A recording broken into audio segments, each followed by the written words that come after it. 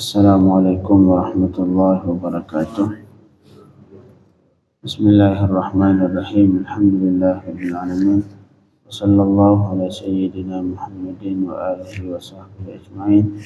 Allahumma rabbi shrah li sadri wa yassir li amri wahlul 'uqdatam min lisani yafqahu qawli. Allahumma rabbi zidna ilman warzuqna fahma. اللهم علمنا ما ينفعنا وانفعنا بما علمتنا. اللهم فقهنا في الدين وعلمنا التأويل وافتح علينا فتوح العارفين. Jemaah subuh dirahmati Allah, terlanjutkan pembacaan kitab Tafsir Jalalain karangan Al-Imam Jalaluddin As-Suyuti dan Al-Imam Jalaluddin Al-Mahalli rahimahullah.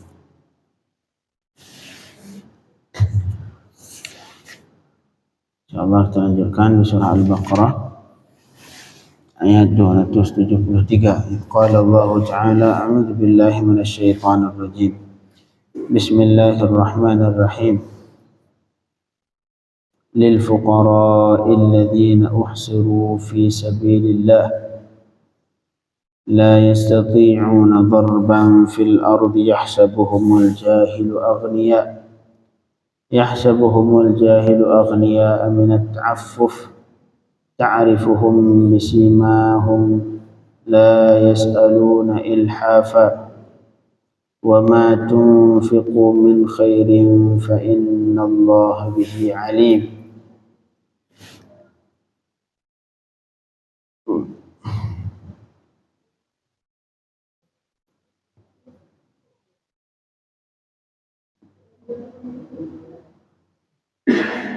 للفقراء أي خبر مبتدا محذوف أي صدقات, artinya sedekah lil fuqara.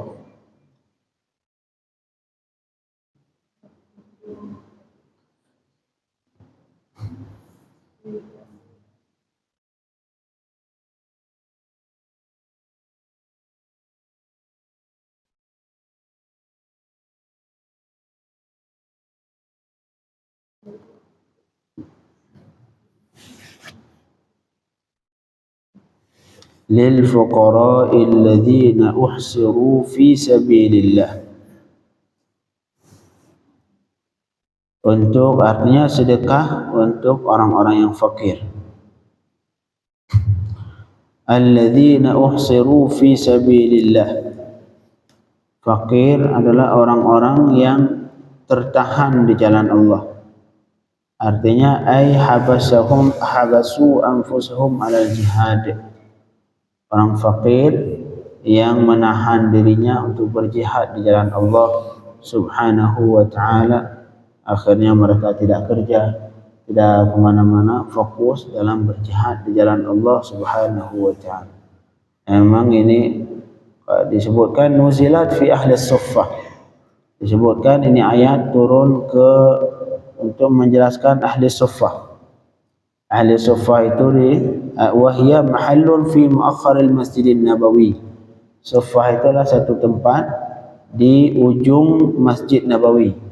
Masjid Nabawi di Madinah sekarang, mungkin di pojok-pojoknya ada satu tempat namanya suffah. Mungkin yang pernah haji atau pernah umrah bisa nyari di mana tempat suffah dulu, tempat para sahabat yang fokus untuk mencari ilmu Allah Subhanahu wa ta'ala. Disebutkan wahum arba'amiatin, mereka itu 400 orang dari golongan muhajirin. Ahlus suffah, semua mereka adalah 400 orang ini santri Rasulullah. Santri Rasulullah yang fokus mencari ilmu Allah Subhanahu wa ta'ala. Cetak kader. Jadi pengkaderan untuk yang menjadi ulama setelah Rasul meninggal, inilah mereka ini. Yang sebanyak 400 orang, semuanya dari golongan muhajirin. Muhajirin artinya muslimin, orang Islam yang hijrah dari Makkah ke Madinah. Jadi dasarnya mereka penduduk Makkah, kemudian karena diusir dari negaranya, mereka hijrah ke Madinah. Ursidu li ta'allumil Qur'an. Ursidu, memang mereka sudah direncanakan ataupun disiapkan untuk mencari, untuk menuntut ilmu Quran, untuk belajar Quran. Sudah seperti santri sekarang. An-Nasru punya ahli suffah. Mana ahli suffah itu santri? Jadi punya tempat suffah di Masjid Nabawi. Situ punya tempat khusus untuk para sahabat yang belajar agama, yang belajar mempelajari Al-Quran. Sebanyak 400 orang. Sehingga mereka uhsiru fi sabilillah. Mereka tertahan di jalan Allah, berjihad. Jadi tugas mereka itu saja, belajar, jihad, udah dua. Artinya mereka tidak kerja, tidak nyari uang. Sudah situ fokus untuk belajar Al-Quran, mempelajari ilmu agama. Kemudian yang kedua untuk berjihad. Nah, itu saja tugas mereka. Fakir mereka. Jadi ursidu li ta'allumil Quran wal khuruj ma'as saraya. Jadi itulah tugas mereka dua itu. Yang memang disiapkan untuk mempelajari Al-Quran yang pertama, yang kedua wal khuruj ma'as saraya, mereka keluar untuk berperang. Disebutkan muhajirin alladzi hajaru ma'a Rasulillah min Makkah ma haula wa taraku amwalahum wa diyarahum, itu yang 400 tadi, semua mereka terusir dari negaranya, ditinggal rumahnya, ditinggal, kemudian harta-hartanya semua tinggal di Makkah. Walam yakul lahum bil Madinah masakin wala asyair, di Madinah mereka tidak punya rumah dan juga tidak punya keluarga. Sudah mereka hijrah di satu tempat yang di situ enggak ada apa, keluarga enggak punya, rumah enggak punya. Wa kanu ghair mutazawwijin, dan 400 itu semuanya belum menikah. Semuanya belum menikah, karena kalau udah nikah sudah untuk belajar sulit. Kita mau belajar sudah ngapain lagi, anak nangis, istri sakit, nggak sempat lagi fokus untuk belajar. Kalau sudah nikah nggak ada lagi, sulit orang kalau sudah nikah mau belajar. Kecuali di sebagian daerah, ya, sebagian daerah seperti di Syam ataupun termasuk di Yaman, mereka masih bisa nikah, sudah nikah istri ngasih ke ibunya, ke bapaknya, mohon maaf saya pengen belajar, keluar dulu belajar lagi setahun 2 tahun. Tapi daerah kita sudah tidak. Daerah kita kebanyakan di Indonesia kalau sudah nikah anaknya diserahkan ke suami, sudah kamu jaga itu, saya nggak mau nerima lagi. Itu sulit. Jadi ghair mutazawwiji, mereka itu semua belum menikah, biar fokus untuk mencari ilmu Al-Quran. Wa kanu yastaghriquna awqatum fil istighali bil Quran was sunnati wal ibadati lailan wal jihadi naharan. Tugas mereka menghabiskan waktu mereka kalau di waktu malam dengan mempelajari Al-Quran, sibuk dengan Quran, sunnah, hadis, dan ibadah waktu malam. Wal jihadi naharan. Giliran di siang hari mereka menghabiskan waktunya untuk berjihad. Itulah tugas mereka, belajar, ibadah, jihad.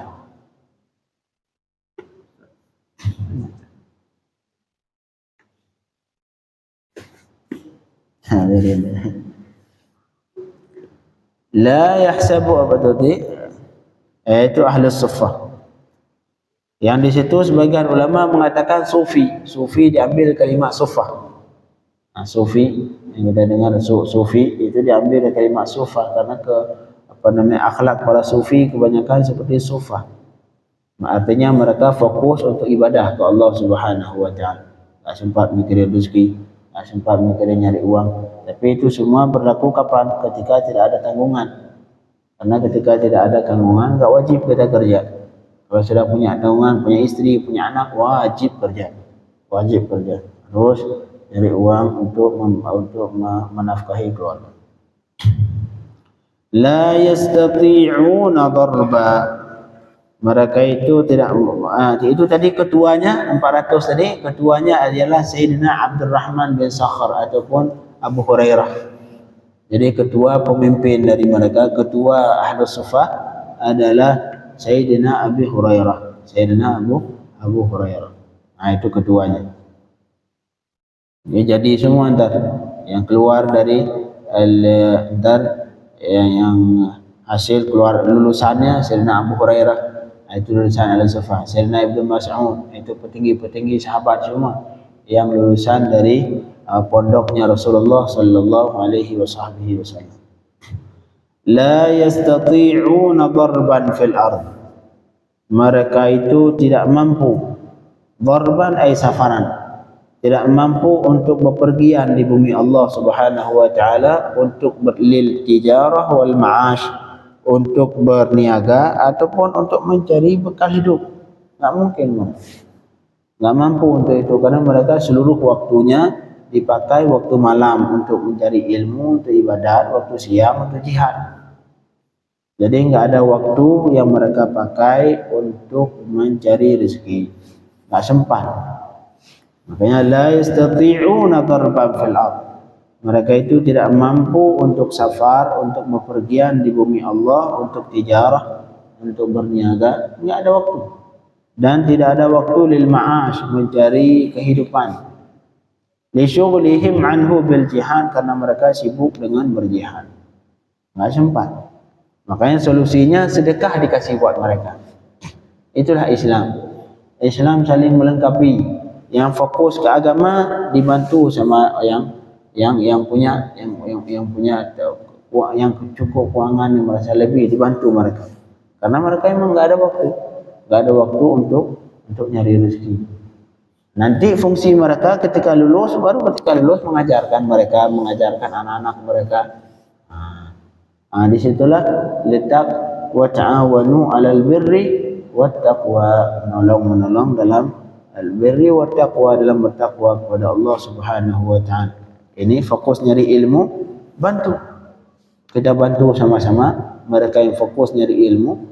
Nanti setelah mereka lulus, baru mereka mengajarkan kita, mengajarkan anak kita, mengajarkan cucu kita.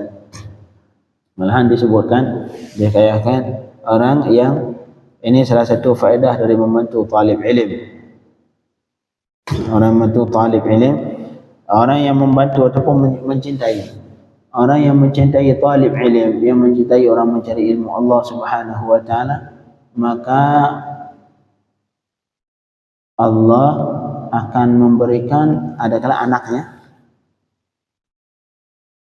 yang alim ataupun cucunya yang alim, ataupun kalaupun enggak ada cucu-cucu cicitnya, pasti ada nanti satu yang alim.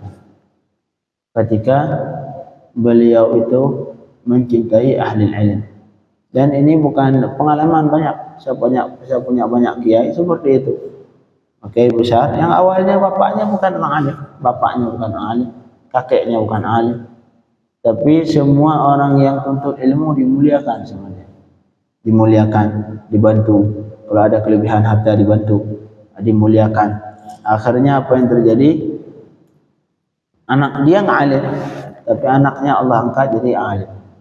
Allah angkat, Allah jadikan anaknya alim. Kalaupun enggak anaknya, cucunya. Kalau enggak cucunya, cicitnya. Artinya Allah, innallaha la yudhi'u ajral muhsinin. Allah tidak akan membiarkan, menyia-nyiakan atau pahala orang yang berbuat baik. Maka berbuat baiklah ke ahli ilm, yang itu adalah salah satu sebab kuat supaya kita diberikan keturunan yang alim.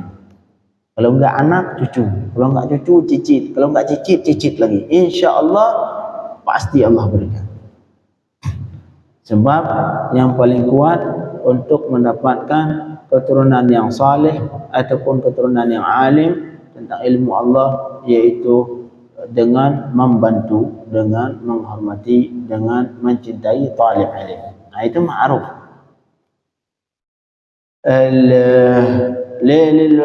La yastati'una darban fil ard. Ini semua kenapa mereka layak dibantu? Lil fuqara. Allah katakan sedekah itu untuk orang yang fakir. Fakir kenapa? Bukan mereka fakir memang sengaja fakir. Mereka fakir tak mampu kerja, tidak.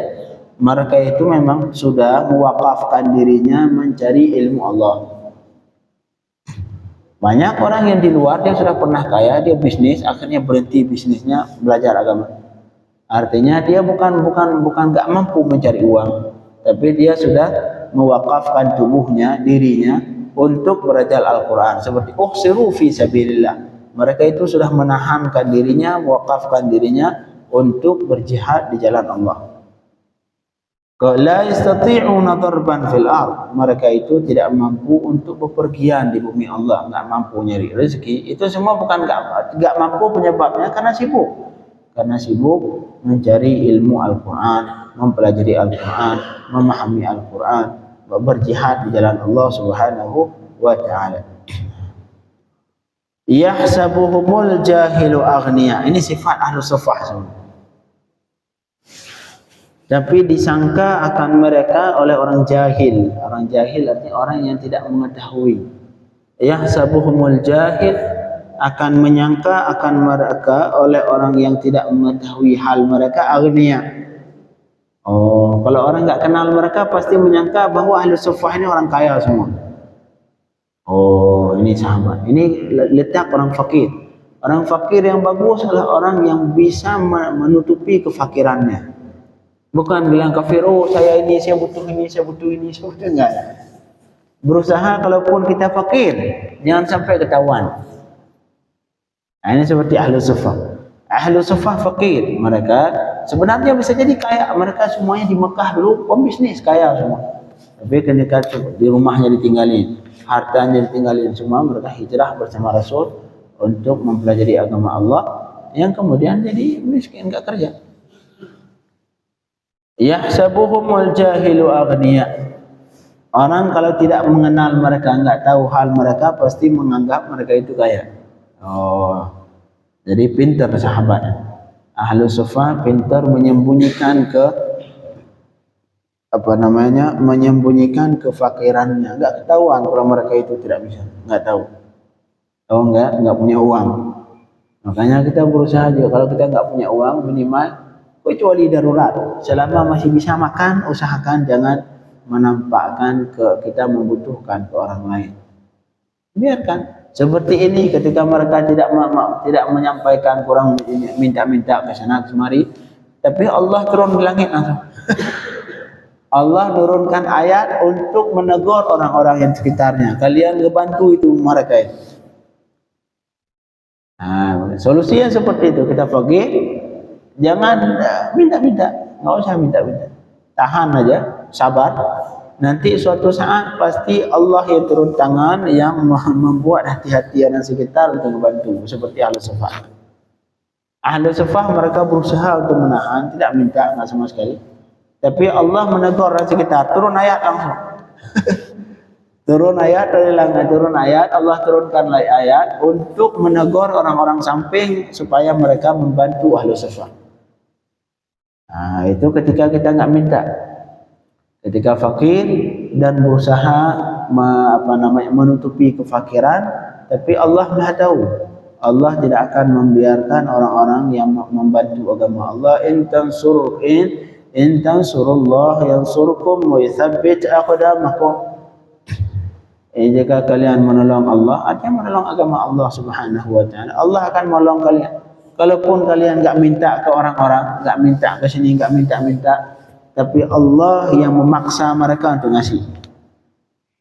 Malahan saya punya cerita dongeng, bukan cerita dongeng, cerita lucu. Kita di pondok itu dulu, giliran santri enggak ada makan. Kadang-kadang enggak selalu. Allah ada aja cara Allah supaya mereka bisa makan. Sampai kadang-kadang salah satu ustaz yang lucu-lucu. Itu ustaz, itu Allah kata beliau, untuk kalian bisa makan rela mematikan tetangga. Allah wafatkan tetangga salah satu kampung sekitar. Akhirnya dia bikin acara makan, bikin acara tahlilan atau acara apa. Akhirnya dia yang santri ini bisa makan. Artinya Allah rela mematikan manusia yang lain supaya kalian bisa makan. Oh, masya Allah. Nah, itu cerita, tapi nggak buka seperti itu. Itu cuma kebetulan doang. Hati-hati Pak Fendi.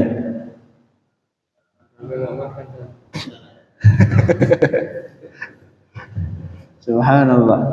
Jadi yahsabuhumul jahilu aghnia. Orang kalau tidak mengenal mereka, enggak tahu hal mereka, itu pasti menganggap mereka kaya. Ini sifat ini masih dimiliki orang Yaman. Saya berapa kenal satu orang Yaman. Mereka itu di rumah malahan kadang-kadang sehari sekali makan. Fakir, subhanallah, karena konflik, negaranya konflik, ekonomi jatuh. Tapi apa yang terjadi, kalau kita ketemu mereka enggak tahu mereka itu orang fakir. Kapan ketahuan fakir? Kalau kita duduk ngobrol setengah jam, kita tanya gimana kabar anak, gimana sekolah anak, gimana makannya ini. Baru lama kelamaan dia ngasih tahu, oh sebenarnya saya makan sehari sekali kan. Kapan ketahuannya? Setelah kita ngobrol, setelah kita korek. Tapi kalau kita lihat sekilas enggak, seperti ahli sufah, fakir, tidak kerja, fokus ibadat, fokus nyari ilmu. Yahsabuhumul jahilu aghniya. Jadi orang yang tidak mengenal mereka pasti menganggap mereka itu orang kaya. Minat ta'affuf, alasannya karena ta'affuf. Ta'affuf ini artinya menahan diri dari minta-minta. Nah, ini sifat fakir yang seharusnya. Orang fakir seharusnya, kecuali darurat. Makanya minta-minta dalam Islam tidak dianjurkan. Kalau minta-minta nanti di hari kiamat apabila tidak membutuhkan, tidak darurat, entar di hari kiamat dibangkit sama Allah, ini luka sebelah, cacat sebelah muka. Makanya sebagian ulama mengatakan minta-minta haram. Haram minta-minta kecuali darurat. Ini sekarang di mana-mana minta, apalagi ya telah di pasar. Kalau kita pengen ngasih sehari butuh uang 500.000 untuk ngasih 1.000, datang lagi 1.000. Ya Allah ya Fad. Yahsabuhumul jahilu aghniya. Menganggap orang-orang yang tidak mengetahui mereka pasti dianggap mereka orang kaya. Minat ta'affuf, karena ta'affuf artinya menjaga, menahan diri dari meminta, enggak meminta-minta. Itu para sahabat ahli sufah. Jangan minta-minta, jangan dikit. Enggak bagus. Ta'rifuhum bisimahum. Engkau akan mengenal mereka bisimahum, sima artinya alamah, dengan tanda mereka. Jadi engkau akan mengenal mereka dengan ada tanda mereka itu, yaitu minat tawadhu wa atharil jihad. Jadi kalau enggak ketahuan itu sahabat ini kaya ini miskin, ketahuan ahli sufah. Artinya mereka benar-benar menahan diri supaya tidak mau minta-minta. Ta'rifuhum bisimahum, tapi kata Allah engkau akan mengenal mereka dengan tanda mereka. Tandanya itu pertama tawadhu wa atharil juhd, dan bekas usaha, bekas bekerja keras. Diketahuan dari sahabat ini, oh ini kurus, kerempeng, malam enggak tidur. Ini orang benar. Itulah sifat santri biasanya. Santri yang seperti itu. Kalau di pondok, kalau di An-Nasru Masya Allah. An-Nasru ini fasilitasnya super. Kayaknya enggak ada di pondok-pondok Indonesia yang gratis seperti ini. Ada pondok yang seperti ini, cuman bayarnya sampai jutaan, 5 juta, 6 juta per bulan bisa jadi. Di sini full, AC full, makan Masya Allah, enggak pernah putus Pak Effendi. Jazakallah khair wa jazakumullah khair kepada seluruh donatur. Semoga kebaikan para donatur semua, pengurus semua dibalas sama Allah Subhanahu wa taala. Marhaba. Ya, dan semoga semua dari kita yang donatur-donatur ini diberikan, kalau enggak anaknya, cucunya, kalau enggak cucunya, cicitnya diberikan salah satunya nanti yang menjadi alim, menjadi hafiz, alim kepada Allah, ilmu Allah Subhanahu wa taala. La ta'rifuhum bisimahum, engkau mengenal mereka dengan tanda-tanda mereka itu tawadhu wa atharil juhd, dan bekas dari usaha kerja keras mereka. Malam ibadat, siang jihad. Apalagi coba, malam ibadat, siang jihad.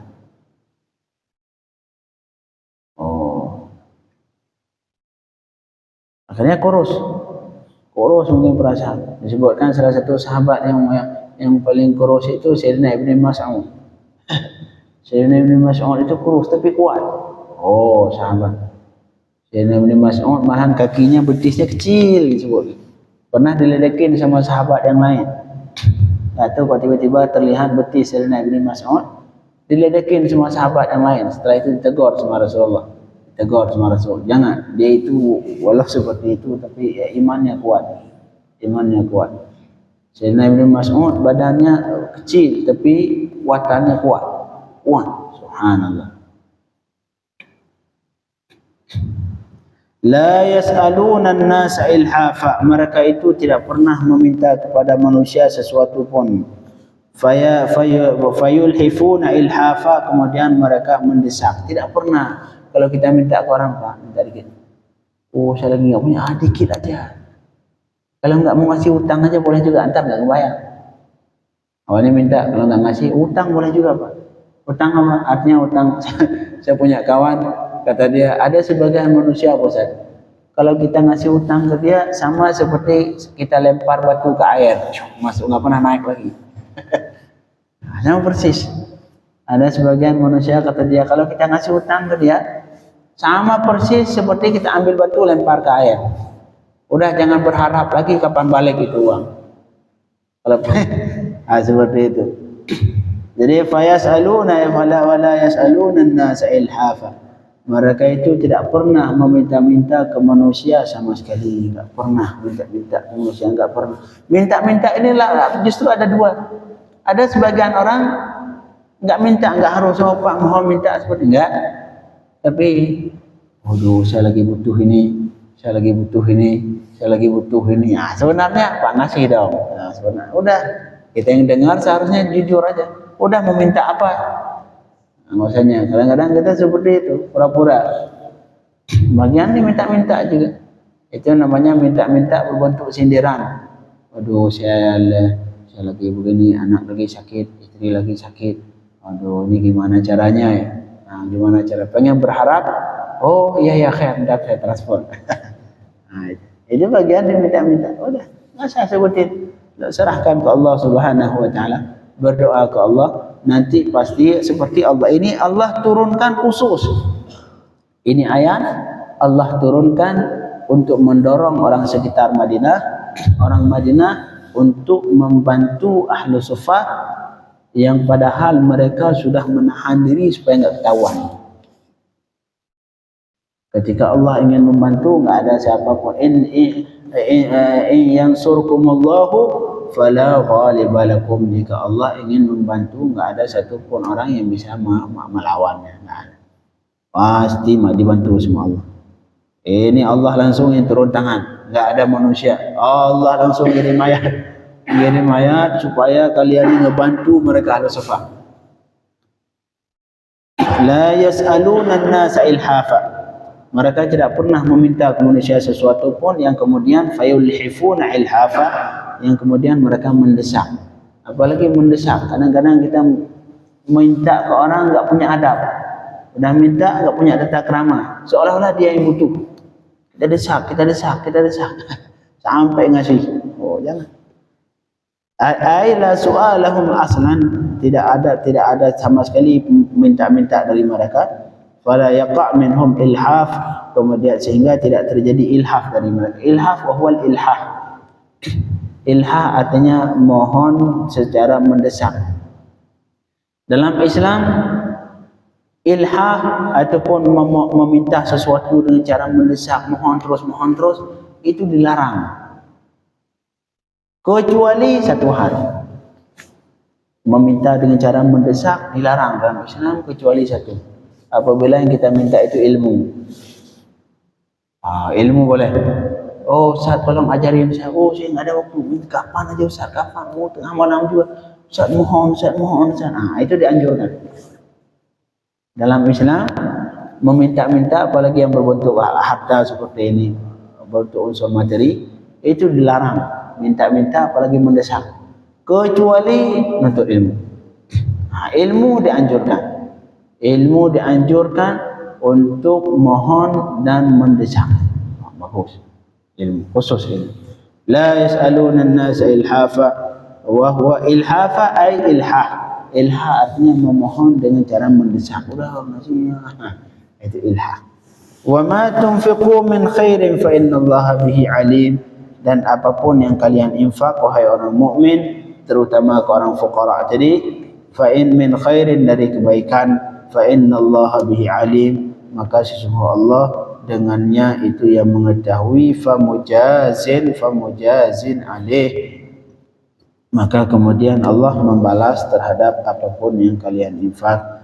Allahumma ij'alna minal munfiqin. al-mustaghfirina bil ashar.